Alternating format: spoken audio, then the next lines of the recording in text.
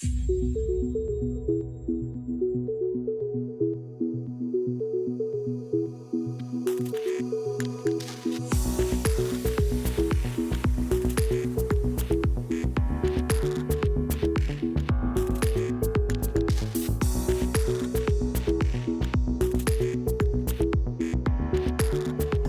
beaucoup d'abord à la Fondation de l'Avenir pour cette invitation.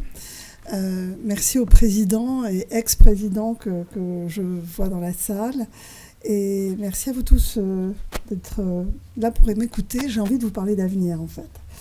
Alors on est tous inquiets de l'avenir, mais quand on est inquiet, il convient de poser les bons diagnostics pour trouver les bons traitements et améliorer les politiques publiques qui concernent le champ de la santé et le champ de la science. Et je vais aborder ces deux questions.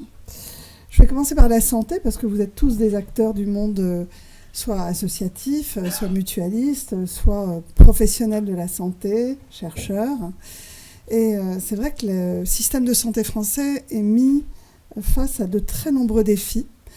Et je dirais que le système de santé français du XXIe siècle n'est pas du tout adapté aux besoins du XXIe siècle.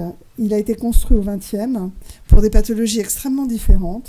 Il s'est structuré autour de patients qui mouraient jeunes, souvent d'accidents ou de maladies aiguës.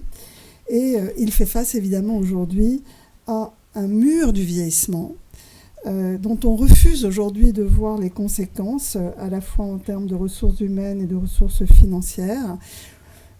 Nous sommes tous dans le déni. Édouard Philippe utilise parfois cette phrase, il dit « Le déni, c'est de ne pas croire ce que l'on sait ».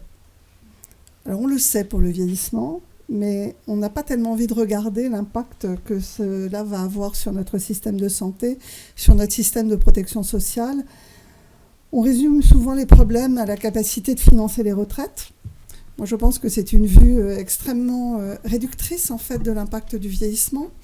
Et je préfère rappeler que nous serons 7 millions de personnes de plus de 80 ans dans 15 ans, 7 millions de personnes de plus de 85 ans dans 25 ans, c'est-à-dire que la génération qui naît aujourd'hui et qui a 25 ans, qui va choisir des métiers, aura à prendre en charge des millions et des millions de personnes de plus de 85 ans, des centaines de milliers de centenaires. Je rappelle qu'il y avait 8000 centenaires en l'an 2000.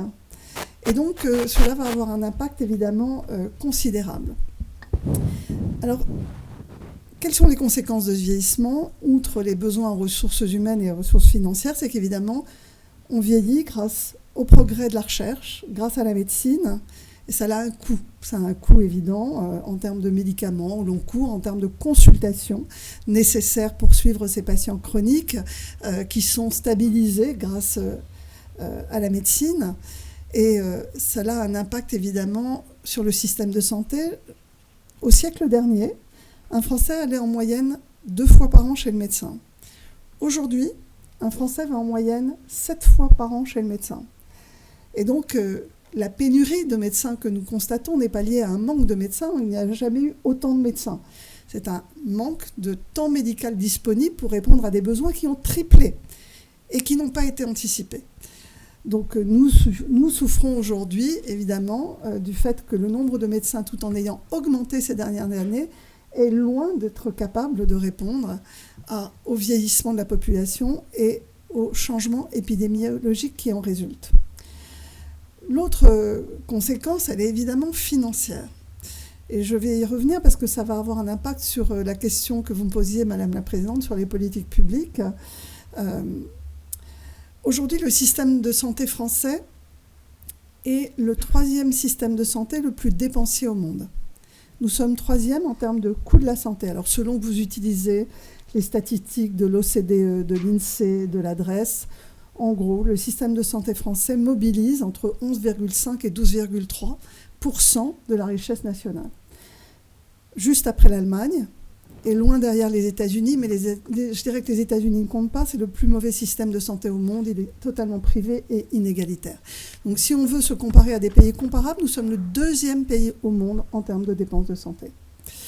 Eh bien, le vieillissement de la population, et donc le coût des innovations et des traitements qui résultent de ce vieillissement, aboutit à ce que les dépenses de santé ont besoin chaque année de 4% de ressources financières en plus. C'est-à-dire que nous devrions augmenter le budget de la santé tous les ans de 4%. C'est ce qui est discuté aujourd'hui avec le PLFSS. Vous voyez que les discussions sont est-ce qu'on augmente l'ONDAM de 1,6% comme le voulait le gouvernement. Tout le monde hurle à la mort, c'est vrai, puisque les besoins nécessitent un ONDAM augmenté de 4% par an. Eh bien, si l'on suit cette trajectoire, alors que nous sommes déjà le deuxième pays au monde le plus dépensier après l'Allemagne, nous dépenserons dans 10 ans, faites le calcul, dans 10 ans, 20% de notre PIB dans la santé. Est-ce que nous pouvons nous le permettre ?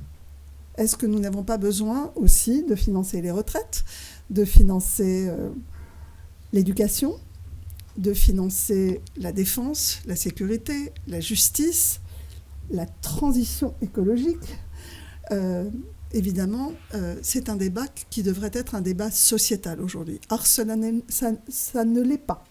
On présente le budget de la santé à chaque fois de façon indépendante des autres budgets et on dit il faut plus d'argent. Donc ma conviction aujourd'hui, c'est que si nous continuons avec cette trajectoire sans transformer le système et l'adapter au vieillissement de la population, c'est-à-dire transformer nos organisations, transformer nos modes de financement du système, en réalité, la trajectoire financière du système de santé français n'est pas soutenable. Et je remercie l'initiative de la Mutualité française qui a lancé les États généraux de la santé et qui m'a demandé de faire partie des garants de ces États généraux parce que je pense que la discussion doit être une discussion citoyenne. Je pense que nous devons tous prendre part à cette discussion. Où et comment voulons-nous utiliser l'argent alloué à la santé ? C'est urgent d'avoir ce débat.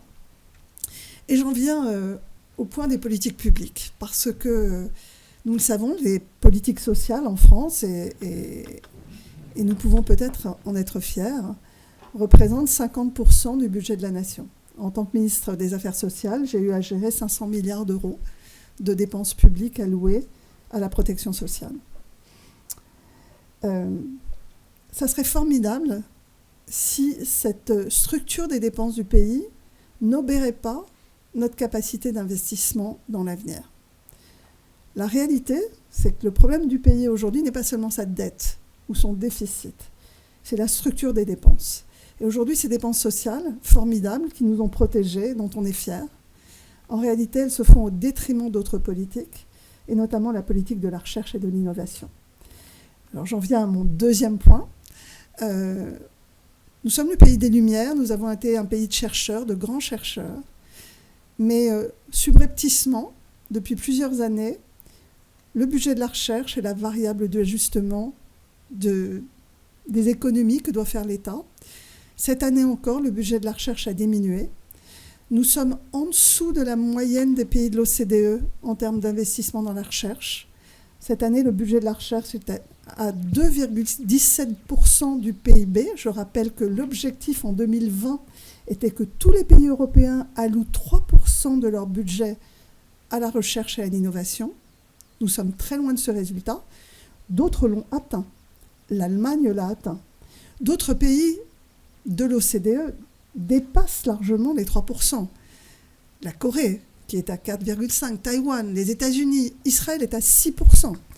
Donc, nous sommes très loin d'être capables aujourd'hui de dépenser suffisamment d'argent pour assurer notre avenir.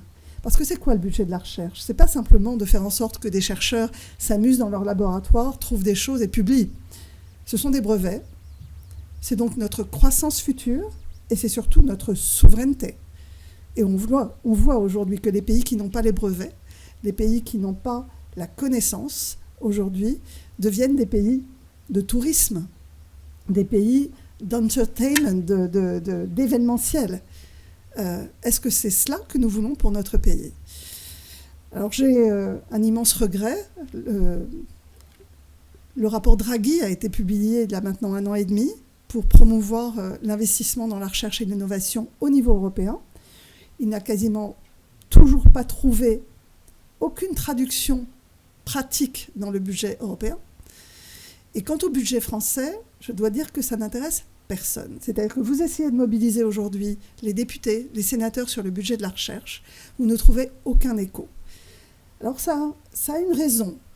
C'est qu'aujourd'hui, le monde de la recherche, le monde scientifique est totalement coupé du monde politique. C'est une des raisons pour lesquelles j'ai créé un think tank qui s'appelle Évidence. Donc je suis présidente de l'Institut Évidence, qui cherche à remettre la science au cœur du village, au cœur de nos préoccupations, au cœur des discussions parlementaires. Aujourd'hui, il n'y a pratiquement plus aucun scientifique parlementaire. Il n'y a pratiquement plus aucun scientifique dans la haute fonction publique. Et donc je pense que ça explique en grande partie la raison pour laquelle les gouvernements, les politiques en général, voient la science comme un domaine réservé aux scientifiques et ne voient pas l'impact que l'absence de science va avoir sur notre avenir. Donc je voulais échanger avec vous parce que je pense que c'est aujourd'hui un enjeu majeur de politique publique. Je pense que nous devons tous mener le combat pour la science comme une priorité nationale, la science pour guider les politiques publiques, la science pour notre souveraineté et notre richesse, la science pour l'avenir de nos enfants, la science pour lutter contre l'obscurantisme, la science au cœur des démocraties. Je vous remercie.